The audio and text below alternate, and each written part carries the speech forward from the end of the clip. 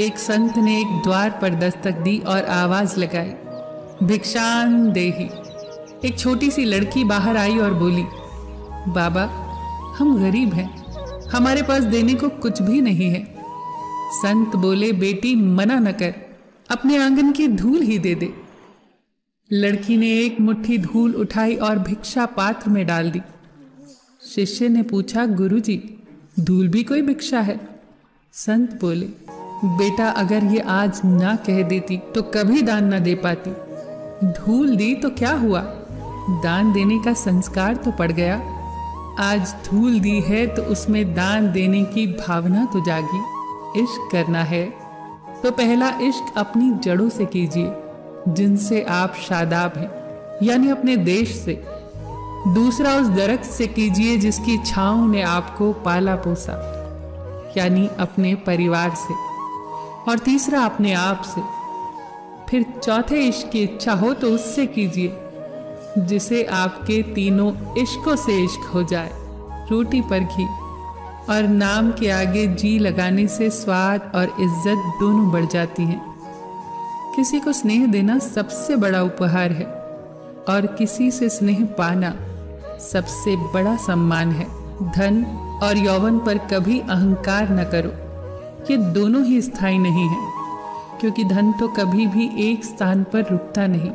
जो आज आपका है कल किसी और का होगा। और यौवन तो आज तक किसी के लिए नहीं रुका। देखते ही देखते वो आपको वृद्धा अवस्था में छोड़कर चला जाएगा। इसीलिए समय रहते अपने धन का सदुपयोग करें, दान धर्म करें और यौवन की ऊर्जा से मानव कल्याण के लिए शुभ कार्य करें।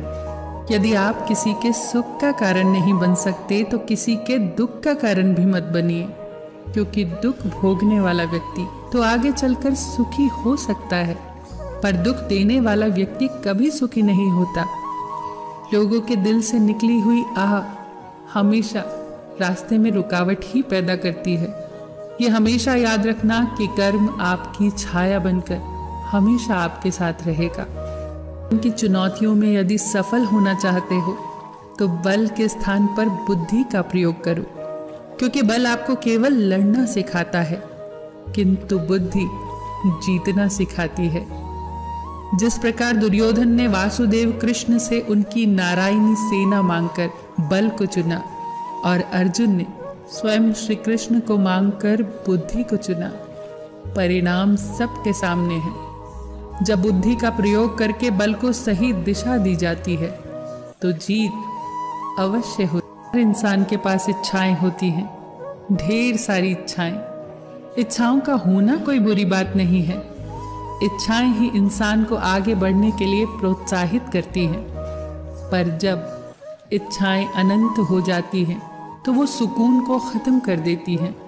इसीलिए इच्छाएं इंसान के वश में होनी चाहिए, इच्छाओं के वश में इंसान नहीं। धनवान बनने के लिए एक एक कण का संग्रह करना पड़ता है और गुणवान बनने के लिए एक एक क्षण का सदुपयोग करना पड़ता है। इस जीवन का पैसा अगले जन्म में काम नहीं आता, पर जीवन का पुण्य जन्मों जन्म काम आता है।